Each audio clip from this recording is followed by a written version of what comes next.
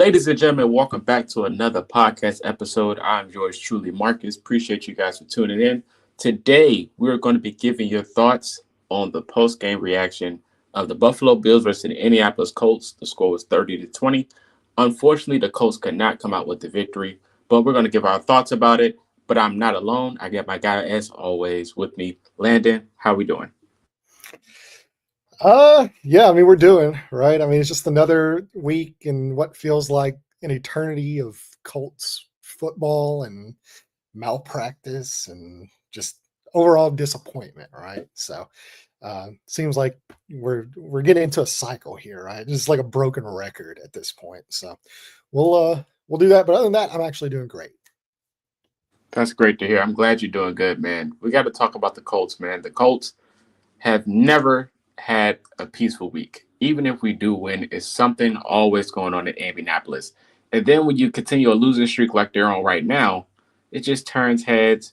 You get speculations out of nowhere. Everything goes out of place. And then the best parts is the post game interviews. Of course, we heard Kenny Moore share his comments currently on the situation going on in Indianapolis. And honestly, I appreciate him for stepping up. You know, a veteran and a captain like he is, he's not going to hold back. A lot of players like DeForest Buckner in the past, when they get frustrated, they actually show their emotions and let it be clear what's going on. But I thought of Kenny Moore's comments. When I give your thoughts, I'll pull it up. But Kenny Moore's comments, I thought it was pretty bold, and it's acceptable, especially in the situation that we're in right now, especially as Colts fans. It's like something has to give, and something's going on. We all know something's going on, but we don't know the actual situation. So, of course, in the media world that we're in, people are just going to throw things out there and everyone's going to spin it and go with it. But for Kenny Moore's sake, like, I totally understand and I feel his pain. Like, he's a super competitor and he balled out in the event against the Bills as well, that we will talk about later. But obviously, like, he's emotionally frustrated. Let me just get your thoughts on the whole Kenny Moore comments after the game. Yeah, well, I mean, I thought you put it very well. It's like Kenny is very measured, right? You don't really hear him speak like that to the media very often, maybe ever. Like I can't remember a time whenever, like even during like the Matt Ryan years, even the Jacksonville Carson Wentz game, after that game when everything just seemingly like fell apart. He was didn't really speak out, so the fact that he has spoken out, like it has to mean something, right? Like anytime you get a guy like that shares that type of a comment, like it means something. Um, and he's a leader in that locker room. He's a leader for this team. Obviously, he is playing at an extremely high level right now, and I'm sure it is very frustrating for him. So, yeah, whenever you get the comments about effort, or lack of effort, lack of intensity, um, coming from a guy like that, it should raise eyebrows. Like you should listen because he doesn't normally talk like that. And I know he kind of tried to walk it back a little bit on Twitter, which I can understand. And it's not like he was calling out any individual, any individual person in general. It seemed like more of like a blanket statement that like, if the shoe fits, wear it. Basically, like the people he was talking about probably know who he's referring to, um, so he didn't need to come out and single anybody out in the media. But yeah, it's not a great look. Not a great look for the team. Not a great look for the culture in the locker room right now, where they're at. I don't fault anybody on defense feeling that way.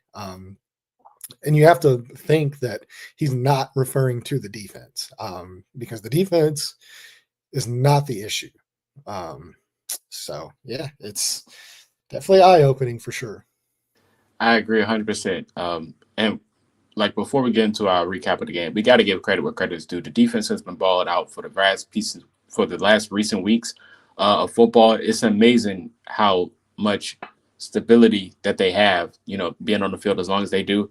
And it's bend but don't break. But these guys, they give it their all every time. Even when the other team scores, I just feel bad for them. So I got to give credit to the defense, man. They've been balling out. I do have Kenny Moore's comment posted now. It said, "I don't think everybody's working hard as possible, and it's obviously showing. Year to year, it's the same thing." And he's not lying about that. No, I mean, and then like I put that tweet out. I don't know if it was like last night or a couple days ago, something like that. But um, that's what I say is like whenever you have the continuous issues that have been popping up, right, since the 2021 season, late in 2021 with the Carson Wentz thing and all of that, the collapse that happened at the end of that season, then you go into you blame the quarterback, right? That's what they did. They blamed Carson Wentz. This is the reason why it happened. We're shipping out Carson Wentz. We're bringing in Matt Ryan, who verbatim is a Navy SEAL who's going to right the ship, who's going to take us to where we need to go. Um, and then obviously we know what a disaster that season was, right? Um, so then they blame it on Matt Ryan, and Matt Ryan's not good. I'm not saying I'm not saying he shouldn't have gotten the blame. He definitely should have. But they move on to Sam Ellinger and they move on to Nick Foles and they try to find something that's working. Nothing's working. They bring in Jeff Saturday, for God's sakes. What a disaster the end of that season was. And so then after that 2022 season, like it's so rare.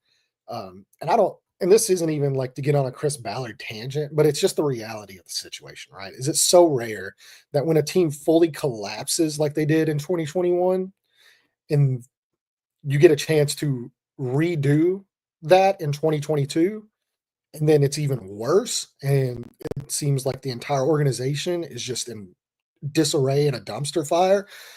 Guys don't survive that. I mean, like 99.9% of the time, the people that are in charge that made the decisions that led to that kind of like futility, they don't survive that.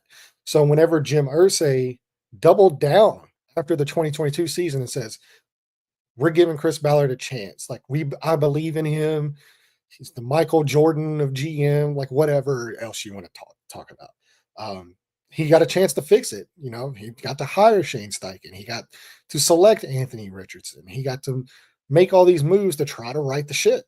And it was unfortunate last year because Anthony got hurt and they were so close and they were on the precipice with Gardner Minshew that it had everybody once again, very similar to the Carson Wentz thing, it had them fooled into thinking that this is, we're just Anthony Richardson. Like, how many times this offseason, how many times did you see me get ridiculed for even calling it out back in March, where I said, there was a tweet from Booger McFarland that said, my dark horse, my sleeper team this year is the Indianapolis Colts.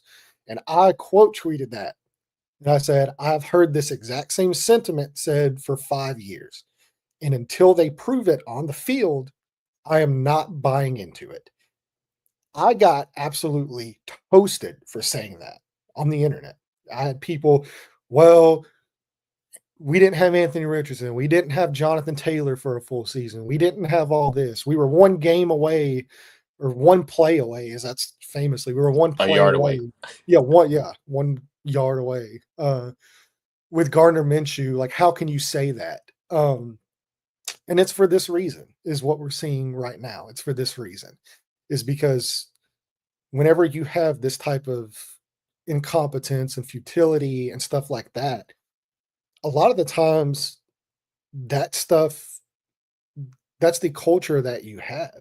And the fact that it went that way in 2021, the fact that it went that way in 2022, and then you doubled down with the guy that basically was in charge of bringing that type of collapse. And we sit here and we're all surprised that this is the way that things are going. I mean, I'm not. You heard me say it this offseason. I think I picked the Colts to finish third in this division. I didn't have them with a winning record, and that was with Richardson coming back. That was with Jonathan Taylor being healthy. Is just because I've seen this story. I've seen the fool's gold, and I'm not buying into it anymore. I'm just not. And until that was my whole thing, was until you prove it to me on the field that you are not the same old Colts that we have seen of 2021 and of 2022, until you prove that to me. And a lot of these guys were there during those seasons. Like Kenny Moore was there, DeForest Buckner was there, Zaire Franklin was there, Quentin Nelson, Jonathan Taylor, Michael Pittman. They were all a part of these teams. And this isn't singling those guys out and saying they're doing a bad job, but it was more of like, this was the core group of guys that were there during those seasons where everything collapsed. And now you're seeing it play out again. And so when, like your point, to start the show, whenever you hear a guy like Kenny Moore say like, this is more of the same, that we've seen. Yeah, because you doubled down on more of the same. This is what you did as the owner of the football team. This is what you signed up for. And until it's proven otherwise, you are what you are. If that's the saying, right? Like if it walks like a duck and quacks like a duck, then guess what? It's probably a duck.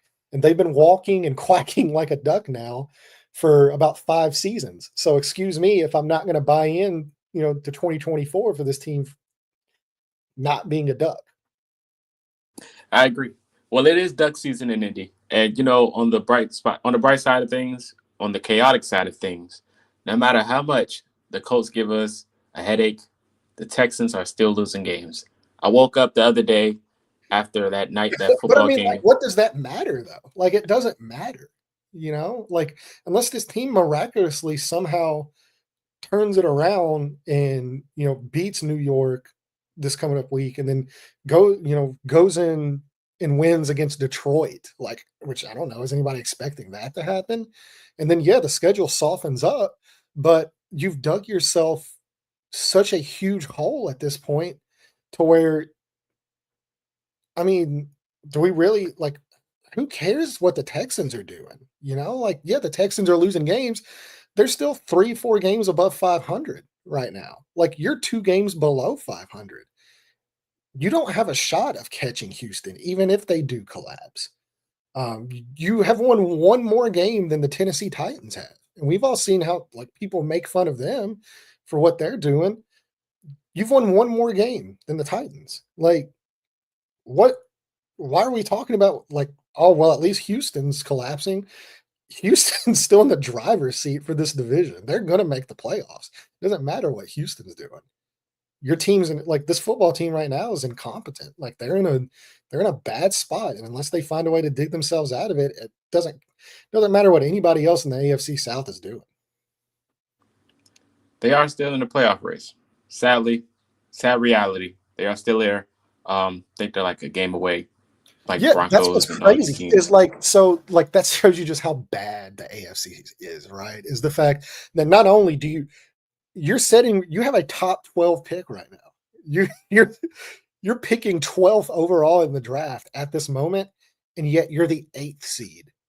You're one seed away from being the last wild card. So that just goes to show you just how incompetent like multiple teams are. Like outside of really like unless you're like Baltimore or Kansas City, obviously, like who's undefeated and just it seems like we're just on another collision course for them winning another Super Bowl and three-peating. Um, it's does it really matter who else you are in the AFC? Like, but you have Buffalo, you have Baltimore, you have Kansas City, and that's about it. I And mean, then the rest. yeah, like maybe you could throw Pittsburgh in there since they made the change to Russell Wilson. They've looked really good.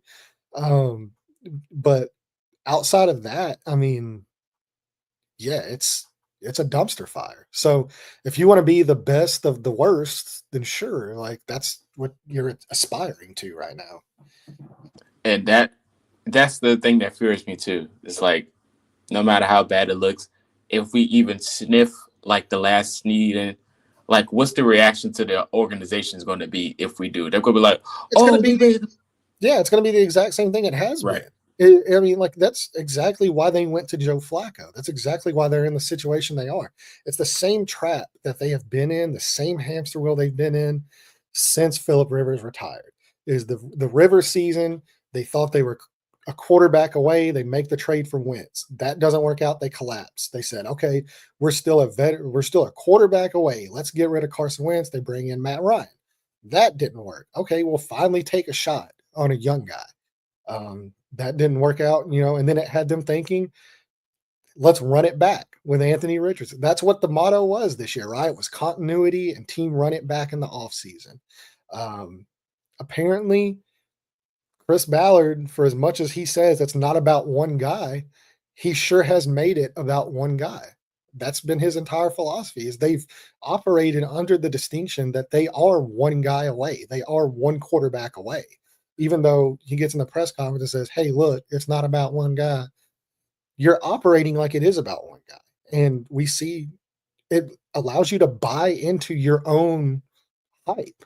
They've bought into their own hype. Like we're re-signing players that have spearheaded the collapse. We're doubling down on guys that have been here during the collapse. Like there's been no change in the core of this team. You're just swapping veteran quarterbacks out yearly. Whether it's Gardner Minshew, I mean, we can go down the list, of course. We've already went down the list. That's the only change is you're just swapping in veteran quarterbacks. But the core that has been built is still here. And that's not to say that those guys aren't good players. Like everybody, like DeForest Buckner's a great player. Jonathan Taylor's a great player. Quentin Nelson and Kenny Moore, those are great players. But for some reason, whether it's the culture, whether it's the locker room, whether it's the curse of Peyton Manning, which is a thing. I don't care. Argue with whoever. You can argue with whoever. That happened. It's a thing. Yeah, I mean, this team has just seemed the core group of this team has continued to allow these collapses to happen year in and year out. Yeah, I don't know, man. It's tough, dude. It it is sucks. tough. Like just to experience it as we have, like year in and year out, with no solution. It's like a black hole that we just cannot escape. And I think too, like another underrated thing that I don't think a lot of people are putting a lot into is a lot of these guys like re-signed, right? Like Michael Pittman re-signed, Kenny Moore re-signed, DeForest Buckner, you had the extension with his contract that happened. They all bought in to the plan of Anthony Richardson because that's what was sold to not only just the fan base, that's what was sold to the players. And they bought into that because whenever you're Chris Ballard and you're selling to these guys and you're saying like, hey, we just need patience, right? Like we just need to stay patient, but we're building for the long term. This is our guy. This is who we're going with. And these guys re-signed under that premise. They knew what they were getting into. They knew it was going to be the long term, and that's why you see these 3-year deals that are being done. These aren't just 1-year deals to make a Super Bowl run. These are longer term deals that were done this offseason. Zaire with a contract extension. Grover Stewart signed his, contract. So, like, I mean, the core group of this team, Jonathan Taylor signed his last year. Like, you bought in under the vision of we finally drafted the guy. We're going to be patient, and this is the plan. And then for them to reverse that, everything that they've told, not only just the fans, but everything they've told the players, they reversed that midseason. And I think this is where you're seeing a lot of frustration bubbling up because you have a lot of these guys now that are saying, like, hey, this is not what we signed up for. This is not what we agreed to whenever we signed our contracts. This is not what we were told. And for as frustrating as it is for the fans, think of how the players feel as well. And so I think that's why you're starting to get comments. And it's not just Kenny that's speaking out. Even Zaire had something to say. You're seeing multiple guys kind of make comments about the direction that things are heading in. And it's not very promising. It really isn't. Um, it's like I said, I hope they figure it out. Kenny Moore's comments also got the question. Shout out to James Boyd. He had a presser with Gus Bradley today, and Gus Bradley talked about Kenny Moore's comments. And Gus said, we had a visit, and I said, Kenny, just stand by what you said. You believe it, and it might be enough to discomfort that it takes us to a better place. And I don't think he crossed the line. Now, if that comes from Gus Bradley, and that's a very fair response, and I agree just as much as he does. Well, Gus Bradley, too, like for all the flack he gets about the system he runs and all that, I mean, and I have been very outspoken about my disagreement with the philosophies he has, but this year he has shown the ability to grow and do something different, and that's great.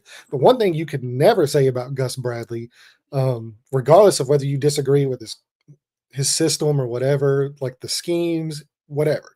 One thing you can never say about Gus Bradley is how much of a leader and a veteran coach he is with these guys. I mean, like this, he is one of the best leaders of men that we have in the National Football League. There's a reason why he's had multiple coaching jobs, been charged with leading multiple organizations. And that's due to his ability to make comments like that. And I think he put it perfectly. I mean, like Kenny Moore, I mean, if this is like I said, he's not a guy that speaks out very often, but when he does, it means something. And so if you feel like that and this is what's in your heart, then yeah, speak that into existence. And maybe that is enough. Maybe guys will kind of wake up whenever you have a guy like that that says something. Maybe it is like a reality check. And I agree. He needs to stand behind it. And I think he has. He really has, man. To get into this game, of course, we got to start with the quarterback position. This game, of course, as every other week, we're so close to winning this game, but the cardiac coach just continues to disappoint. And the boos are minced in Lucas Oil as we predicted before the game. We predicted this crowd was going to boo, and they booed. It was not. We heard it over the broadcast system, and they had every right to. Opening drive, interception, pick six. I wouldn't even mind you that when he caught the pick, it felt like nobody wanted to even stop him from returning it because everybody was just like, what the heck just happened? If you look back at it, it looked like nobody that even tried to tackle him. And then the next drive after that, another interception. So I was like, at this point, I'm about to turn this game off. So then after that, it was another pick. This guy, like, I don't know what the process is going Well, into actually, this after week. that, it was a fumble. And then there was another pick. Yes, to add on to that, so he had about four turnovers in that game, which was you can't even blame the team at this point. Like you even mentioned Flacco is a vet. He know even the broadcast team said the same thing you said. Flacco's a vet. He's seen all the defenses. He knows what to do in the pocket. But at this point, it feels like he has no clue what he's doing at all. 272, two touchdowns, three interceptions, one fumble. Poor performance, in my opinion. Like, don't stat watch this And game. that last Honestly. touchdown was like that was stat padding. Like Yeah, that it's the definitely game step was back. over at that point. Shout out to So Tyler Pierce, though.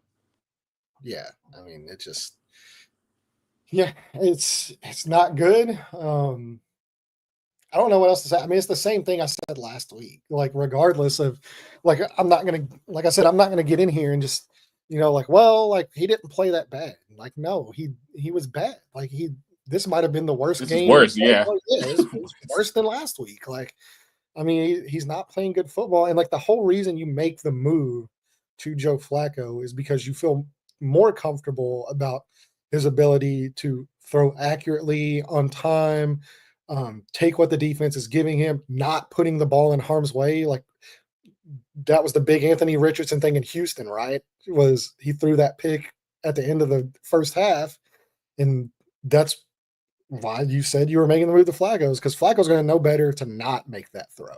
He's not going to put the ball in harm's way, and all he's done since he's been named the starter is put the ball in harm's way. I mean, like if you're not going to get that level of veteran quarterbacking from him, then like what are you doing? Like, and to me, like that signals the fact that they came out yesterday and basically confirmed like Joe Flacco is our guy moving forward. He's starting against the Jets. What that tells me is it's not based off of on-field performance. Wherever the reason Anthony Richardson was benched, there's a lot of speculation out there. There's some things I've heard that I'm not at liberty to talk about, but it's not on-field performance. Because if it's based off of your on-field performance and it's based on Joe Flacco giving them the best chance to win, which if you noticed, he didn't say that yesterday. He didn't say Joe Flacco gives us the best chance to win. He said his veteran leadership. So they've already switched up from the best chance to win stuff. what that tells me is it's not based off of on-field performance, because I don't know how you can watch what's happening on the field at the quarterback position the last 2 weeks and sit there and say, yes, this guy is doing better than what Anthony Richardson was doing, because he's not. Like, I don't care. You can throw completion percentage at me all day. I don't care. Like, what Anthony Richardson was doing was better than what has been on the field the last 2 weeks. I agree. And the completion percentage is not resulting in a touchdown. So I don't care what the completion percentage looks like. Um, we got to give credit to another guy that you mentioned to the preview. You guys got to tune into the preview show, man, because we be giving you some good advice. The preview show, we mentioned Michael Pittman Jr.'s departure and who may step up into that role. And we got to get a shout out to our dog, A.D. Mitchell, man. A.D. Mitchell looked so good playing the last week against the Buffalo Bills, which has a very good defense, by the way. But I mean, Flacco tried to get the guys involved, but of course it didn't amount to a lot of points. But A.D. Mitchell's performance was superb, and hopefully this is grow into consistency over the weeks. Even with Mike Pittman Jr. coming back, this could show the growth that he's took week by week, and they get more reps involved him moving forward. But he had a very solid performance. What was your thoughts on A.D. Mitchell? Yeah, well, I mean, this is what I was preaching last week is they needed to get him more involved. He needed to you can't get 6 snaps. Like, you need to get him in the game, right? And they got him in the game, they got him involved, they gave him opportunities, and he delivered. 6 targets, 6 catches, over 70 yards. Obviously, none of those resulting in touchdowns, but he was their best weapon out there outside of Jonathan Taylor in the first half, which we'll get into that too. Once again, like I said, broken record. But A.D. Mitchell, their best weapon in the passing game. They made a very concerted effort to take Josh Downs out of that game. And Josh Downs, probably his worst game maybe as a Colt, obviously dropped the That drop, pass, that would have oh been a man, touchdown. But yeah, I mean, the Bills defense did a very good job of like focusing all of their resources in stopping Josh Downs from taking over that game. And A.D. Mitchell stepped right into that role and said, "Hey, you're going to take him away. I'm here too." And he did a fantastic job whenever he was given the opportunity. So, yeah, I think if Michael Pittman's going to be out for a prolonged period of time, which I do think is the correct move based on there was the talk of IR and all that kind of stuff, and you can tell he's been bothered. A.D. Mitchell needs to be the guy out there moving forward that really takes the reins and leads the team in that kind of a role. I am here for it. I am all aboard on the A.D. Mitchell train after last week. But none of it's going to matter if your Nope. quarterback's like that. I mean, like what, man? To be honest, like, I mean, yeah, like 6 catches on 6 targets and 70 plus. Like, yeah, cool, that's great. But your quarterback's giving up the ball every other play, and he's giving the other. Like, he almost threw. He gave the Bills just as many targets as he gave A.D. Mitchell. And what So there he was like, played for Buffalo. yeah, there were like 2 more passes that were dropped, like interceptions that were dropped on top of the ones that were caught. So, yeah, I mean, it's cool, but none of it's going to matter unless they figure out this quarterback thing. It's just not. So, I agree. That passing through the Alec Pierce that was so high. Like once the ball slipped off his hand, I like they're gonna catch it. And it and they wound up catching that pick, man. It yeah, was just a I bad mean, ball. yeah, you just at this point you almost just know it's like there were a few times where I was watching in here in the room, and I had my friend over here with me, Jared. We were watching the game together, and uh, I told him, I was like, man, I just feel like Flacco's going to throw a pick again. And he proved me right. And he almost threw like 2 more. That's It what I was wasn't saying. It's like there yeah. were 2 of them that weren't even caught that the defenders had it. So could have been even worse. So yeah, and like none of it's going to matter unless they get something figured out from the quarterback situation. But it is nice seeing guys like A.D. Mitchell and Jonathan Taylor like kind of step up because you know they are needed. But yeah, it's just I not good agree. enough. Not good enough, man. It's not. And Jonathan Taylor's performance can't go unnoticed. Almost had 120 rushing yards. He was going off, man. Like, and I feel like after every turnover, he got even more frustrated and made him run even more angry. Like that's the passion he had in his runs. And credit to Quentin Nelson on the incredible blocks. Like the reads that they have with Quentin Nelson's leading the block, that's where you're going to get Jonathan Taylor to explode. Do not go away from that. I feel like they really do, and it just like hinders their run game. They had Even 5 with carries in the second half. yes, Five. and then give credit to the Bills too, because they kind of doubled down on trying to stop Jonathan Taylor from exploding even more. But they did Doesn't, definitely go away from that. yeah, it doesn't matter. I mean, the guy had over 100 yards in the first half. Like he's literally their offense. He was like, it feels like we were watching late season 2021 Carson Wentz Colts, where they're terrified in the first half to let their quarterback throw the ball, rightfully so, because every time he threw it, it was almost a turnover. And they just needed to ride Jonathan Taylor. And then for whatever reason, like once again, the second half, crucial part of the game. I mean, it's like at one point, it was in the third quarter, like it's a 1-score game. Like you're in the game. Yeah, Like we were there. yeah, like you're in the game. This isn't like your defense turned Josh Allen over twice, which is almost what do you have like on the year? Like 2 interceptions on the season. They had 2 interceptions in that game. Like, I mean, you're not going to get many chances from Josh Allen like that, or at least not this year. You're not. And the fact that the defense was able to capitalize on those and give you a chance to still be in that game. And for whatever reason, in that second half, like I said, I know it was like a defensive game plan, but like at that point, like it doesn't matter. Like you give the ball to Jonathan Taylor and you get out of the way and you let him lead you down the field. You let him do what he does. And they didn't do that. And they put the ball in Joe Flacco's hands. And that's why they lost the ball game.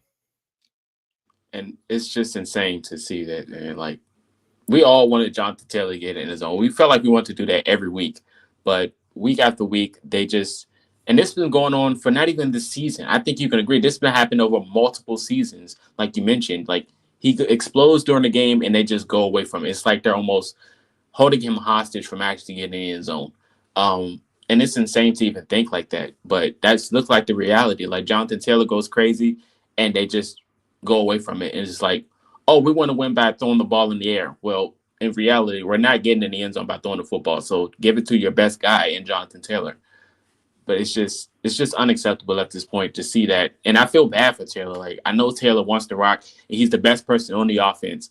And And you're it's just not not even getting it. just Jonathan Taylor, too. Like, I mean, the offensive line, obviously, with Ryman going out, they were struggling as a pass blocking unit. There were numerous sacks because Joe Flacco's not going to move around. He's not going to avoid sacks. And they were struggling. The Bills were just teeing off on him. And how do you help a unit, an offensive line unit that is struggling in pass blocking? How do you help them? You run the football. You and they were very effective in run blocking during that game. They were very highly graded in their run blocking in that game. Matt Gonzalez, terrible in pass protection that game, but he was really good in run blocking. And so that's how you help an offensive line that's struggling to pass protect is you don't give them the opportunity to get beat. You run the ball down the other team's throats, and that's something they were doing at a very high level. And for once again, we don't know the reason, but once again, they just went away from it. And it's not good enough. You're not going to win many games. Like if you're in a close game, the Colts can't win games where Jonathan Taylor is getting 5 carries in the second half. They're not built for it. So if this is the route they continue to go down, they're going to continue to lose games. Correct. Shout out to Matt Gay, though, man. Matt Gay tried to give us points. Whenever he got the ball, he scored. I know special teams don't matter in a lot of teams, but we definitely needed it every week. So shout out to Matt, man, for kicking the football, doing his job correctly. We got to give credit to the credits due. The defensive side of the ball. Got to talk about this hot fire defense. Of course, Josh Allen did some heroic things last week. I mean, you can't stop it. I mean, they tried their best, but they was on field most of the game just due to the debacle at the offense. But, this defense definitely bought out. Another linebacker caught a pick this week. I know that made you smile. Shout out to EJ Speed. Big dog caught a pick. Kenny Moore, amazing. Oh, my God, I wanted Kenny Moore to run into the end zone. I was so mad when he stepped out. But beautiful play by Kenny Moore, man. Week in and week out, this defensive line, they really try their best. I feel bad for Latu. Like Latu, he's going to get a sack eventually. He's just a second short every single time. But this defensive line, the ball out, even Quiddy Pay. I think Quiddy Pay had a pretty solid performance as well. But this defense, like I said, bend but don't break. DeForest Is Buckner was incredible. oh man, he's a Again, dog, man. yeah, He's a dog. Buckner was the best player on the field. Him and Kenny Moore were the two best players on defense.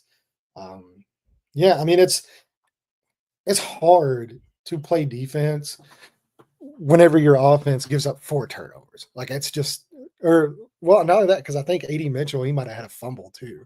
So it might have been 5 turnovers total. But yeah, whenever you're put in situations like that, like you give the Bills that many chances, like and the Bills, they did a very good job against the Bills offense. Like they were not, running the ball very effectively down. Like they were doing a good job stopping the run. They did a good job trying to like limit explosives, and obviously it helps with Amari Cooper and Keon Coleman being out. Curtis But Samuel did his thing though. yeah, but I mean, like they did enough to win the game. They did enough, and whenever you're getting put in situations like just right off the bat, you're down 10-0, just right off the bat, due to turnovers. And it's hard to win.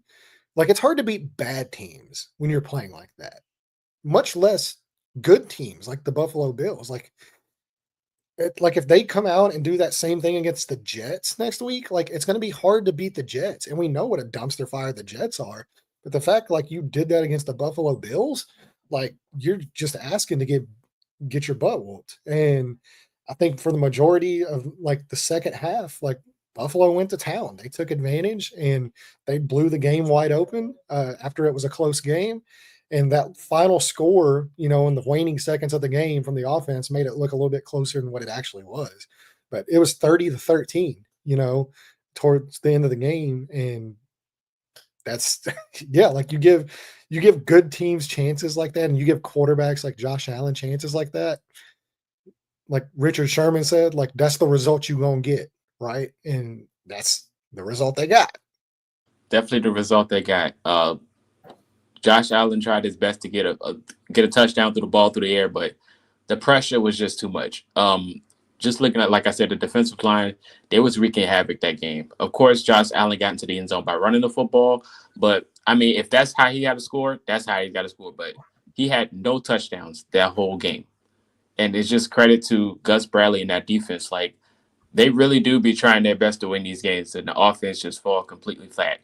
And it goes down to the offensive game plan every week. It's like, what are they? What are they watching in film, and how they going into this week? It feel like Kenny Moore said, unprepared. And like Shane Steichen's game plan, of course, you got to talk about Coach Shane going into this week. Like I said, it was just another dumpster fire offensive performance. Of course, you had some type of progression going into the game, but then you go away from it. So it's like, what's your thoughts on Shane Steichen's game plan this week against the Bills? Well, really, so I think like early on, I didn't really have a problem with the game plan, right? In the first half, Right. um, I mean, really, they kind of shifted. It felt like it almost felt like they shifted after the multiple turnovers. There where they tried to call kind of like a safer game. Very similar to the Carson Wentz Colts. Like they were scared to let their quarterback throw the ball. And he proved them right, but you're not it's tough to coach and call plays and do all that kind of stuff when your quarterback's turning the ball over. It just is. And I don't have a problem necessarily with the game plan and the play calling from Shane Steichen in that game. Um, where if you want to go at Shane Steichen right now, it shouldn't be based off of the play calling. It should be based off of the decision to start Joe Flacco, because ultimately the offense isn't operating because Joe Flacco is playing. And Shane Steichen was ultimately like I said, this goes back to like stuff I've heard, but this really wasn't a Jim Irsay thing. Like this really was Shane Steichen that made the call. So we can all be speculative and all that, and nobody truly knows. But I truly do believe it was at the end of the day, it was a Shane Steichen decision. And so ultimately, if the offense isn't operating due to that, then yes, he has to wear that. And this the next 7 weeks will be the defining moment of Shane Steichen's coaching tenure because either they're going to get it figured out with Joe Flacco and things are going to be fine and they'll find a way to make the playoffs and make some noise, or it's going to look like it has the last 2 weeks. And at that point, you've signed your death warrant. Like this is the hill you decided to die on, and you're probably going to die on that hill. So I mean, yeah, for when it comes to Shane Steichen's future and legacy as the Colts head coach, this next 7 games, like, hey, dude, like this is it. This was your call for Joe Flacco. This is what you signed up for. Um, Game plan be damned. It doesn't matter what kind of game plan you're running if your quarterback's playing like that, and if you're not going to ride Jonathan Taylor, then you're going to go down with Joe Flacco. So it just yeah, it's frustrating for sure. It I know truly it's is. frustrating for him too. It has to be Yeah, frustrating for him. he got Like to be guys like stressed out, Shane right? Steichen, I mean, like this, you got to think too. Like this is a guy with a proven track record as a coordinator and as a development, quarterback coach. Like he's coached guys like Philip Rivers. He's developed guys like Justin Herbert and Jalen Hurts. Like you don't just forget how to coach and do that stuff overnight. You just don't. Like he's been successful in multiple stops. You don't just forget how to be a good coach. But whenever you make the decision to do the quarterback switch and stuff like that, your quarterback is not making you right and he's making you wrong more often than not, then that's the crown that you have to wear. This was ultimately your decision. And so I don't think Shane Steichen's a bad play caller. I don't think Shane Steichen's even a bad coach. Um, but he's just kind of backed himself into a corner here, whether right or wrong, because we don't know. Nobody knows. Like nobody in the Colts organization is talking. Like there's even this. Like obviously, you guys hear the press conferences, right? And you see them dodge questions completely during the pressers and set out. I mean, this has been the most really like cutthroat indie media questions that I can ever remember. Guys like James Boyd, guys like Nate Atkins, even Greg Doyle, for whatever. But I mean, like these guys are pressing. Like they're not accepting the answers. They keep pressing these guys, and they keep getting the runaround. But from what I've heard from guys, is even during the back channel conversations that aren't happening in front of a camera, nobody's talking. Like nobody's letting anything out. And so that's what opens up all this to speculation. And you can kind of get bits and pieces, maybe reaching out to somebody that isn't, Shane Steichen or something like that. You kind of hope to maybe get a little bit, but even then, like you're not getting anything. So it's it's been tough to try to piece together what exactly is going on. Nobody truly knows. Um, ah, it's just tough. It's tough right now because everybody's in the same place. Like the media is in the same place that the fans are at right now, and that's a lot of uncertainty. It truly is, man. Um, but I feel like over time, somebody's going to spill the beans. It's not going to be one of us, but it's going to be somebody to spill the beans, and then Well, that I mean, time it's not comes. even. Sorry to cut you off. I feel like I'm doing that a lot today, but it won't happen during the season. The only time, and we might ever never find out the true story, but the only time any stuff is ever going to come out is if for some reason after the season they decide to clean house and Chris Ballard's fired, multiple players are, basically a full reset happens. Then you're probably going to get some stories that come out about what went wrong and what truly happened. Um, but outside of that happening, I doubt we ever truly know what has transpired this season. Like I said, there's been speculation, there's been talks, even from like radio shows and stuff like that. Anthony Richardson last guy in, first guy out. Like he doesn't know how to be an NFL quarterback, leader of a franchise. He's 22. Like, but that's where like I have a problem is like, of course he doesn't know that stuff. He's never done it. Like he's a kid. Like you have to teach him how to do that stuff.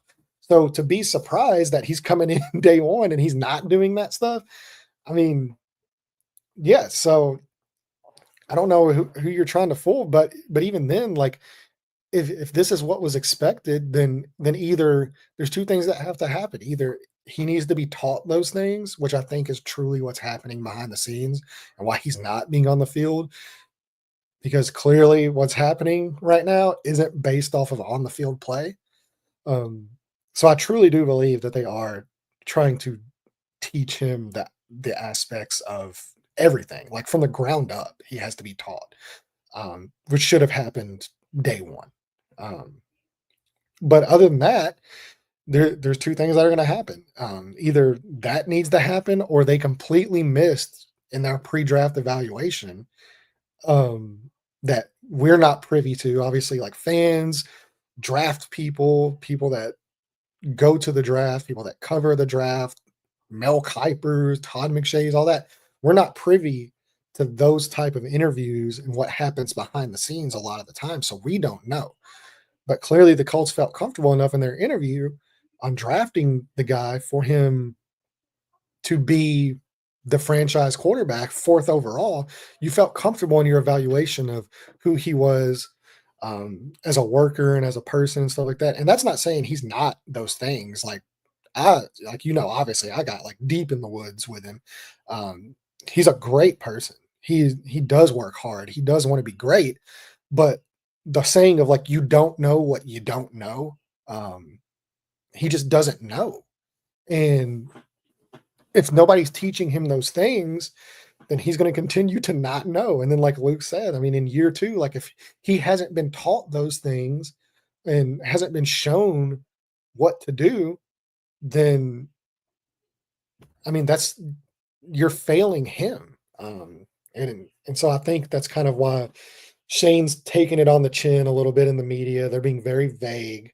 Jim Bob Cooter today thought had a great quote about being very vague to the media, but they're not being vague to him. The coaching needs to happen on the field, not in the media.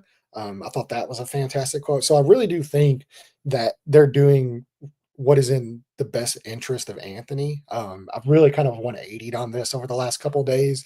The more I've spoke to a few people and stuff, I really do think that's what it's coming down to is the kid's just he's got to learn, and you're basically starting from the ground up midway through year two. And luckily, he's young enough. He's still the youngest guy, right, in the NFL. As far as starting quarterbacks were, he's still the youngest. He's 22 years old, so you're still young enough to where you can still do that type of thing, and it still try to pay off in the long run. Um, I'm not very hopeful that it does. I don't think it does, honestly. But it's worth a shot because that's what you did, what they had to do. And there's some immaturity, there's some work ethic as far as not knowing that kind of stuff. And that's not an indictment on Anthony. I want to make that very clear. Is like this isn't an indictment of like he doesn't work hard, he's not doing what he can do. He's not being a good person behind the scenes, like his character. That has absolutely nothing to do with it. It couldn't be further from the truth. The kid does work hard. He does want to be great, and he does. He's a fantastic person, incredible person, but he doesn't know what he doesn't know. And if nobody shown him had shown him those things early on, last year, then how is he supposed to learn those things? So I think that's why you're seeing the course correction is like, okay, maybe we weren't as far along as what we thought we were when it comes to that kind of stuff. So maybe we need to do a complete reset, set him, teach him everything that goes with being an NFL quarterback. Like, this is how you have to prepare. This is how you have to show up. This is how you have to work. This is how you have to do film study. This is how you have to do this. Basically, all the basics. Because as a kid, he hasn't played a lot of football. He doesn't know. He was only a starter from 1 year at Florida. Like, he doesn't know how to prepare like that in the NFL. And so I think that's what you're seeing now is they're having to show him, build him from the ground up. And then hopefully you hope that with his age that catches on. And then maybe going in the next season, depending on what happens this year, if anybody even survives this year, that's a whole nother aspect of it. But if somehow everybody's able to survive another year of this, which I'm not saying I agree with, but maybe at that point you hope that it took and that now he is ready to embrace being a franchise quarterback in the NFL, then you start over in 2025, basically treating his third year like his first year, which is unfortunate. But I think that's kind of the direction they've gone in. That's just me speculating. That's nothing. It's a good I'm not speculation. It's a good one. But yeah, but in the meantime, I mean, if you're going to make the move to Joe Flacco, it's got to pay off, and it hasn't. So that's what I'm saying is like I don't know. Even with making that move, clearly you might have been wrong at fourth overall, and clearly you more than likely are based on what we see on the field wrong on Joe Flacco, and you can't get that wrong. And if you do, it's very hard to survive that. So we'll see if they survive it or not. Well, I mean, we'll see. There's no great place for this to be in right now. It does kind of seem like a rudderless ship at the moment, but I really do think that they have a plan for Anthony, and I don't think they've given up on him. I agree too. I do think they have a plan as well, but the process that they went through this season is dumb. But hey, it is what it is at the end of the day. But we'll figure it out eventually over time. Hopefully they'll figure it out eventually over time. It's another week of football ahead of us. We're going to take on Aaron Rodgers, Devontae Adams as New York Jets next week. So you guys stay tuned for that. It should be an interesting one. It really should. But you guys follow us on our interesting is the word I would use. Yeah, how many more turnovers can happen in a quarter? Yeah. Oof. I'm just glad that game got moved off of prime time. Yeah. Hopefully Flacco can survive next week because the way that the Jets was moving last week, hitting that quarterback, I don't know, man. They're a very talented defense. They are, and they still have talent on offense. Like Devontae Adams still a really good player. Like Garrett Wilson's still a really good player. Breece Hall, Braylon Allen, those are talented guys. Aaron Rodgers, I love Braylon Allen. Yeah, like whenever he gets hot, man, like he can still sling it. Like, I mean, it's not just gonna be like I know that organization is a dumpster fire right now. Like for like the Colts are like DEFCON like 3 right now, and like the Jets are like DEFCON 1. Like it's bad over there. But that doesn't mean this is still the NFL and they still have talented players. So I don't think this is just a gimme, get right game for the Colts. Like I think they're gonna have to work for this. Could be a potential snooze fest as well. Hopefully I don't fall asleep or turn it off because there's 2 snails at quarterback, but one has a better arm. But one has a better everything. Yeah, better everything for sure. Still love Aaron Rodgers, no matter how chaotic it is. But we'll talk more about that on Friday. We appreciate you guys for following us. Man, all of you guys that came through today, appreciate all the support. We love you guys. Follow us on all platforms. Don't forget to subscribe on YouTube as well. We appreciate you guys. We'll be back Friday, hopefully with a better outlook. Doubt it. But that's Landon. This is Marcus. We appreciate you guys. You guys stay positive-minded. Enjoy the rest of the week. Stay safe as well. And until next time, we will see you guys. Woosah.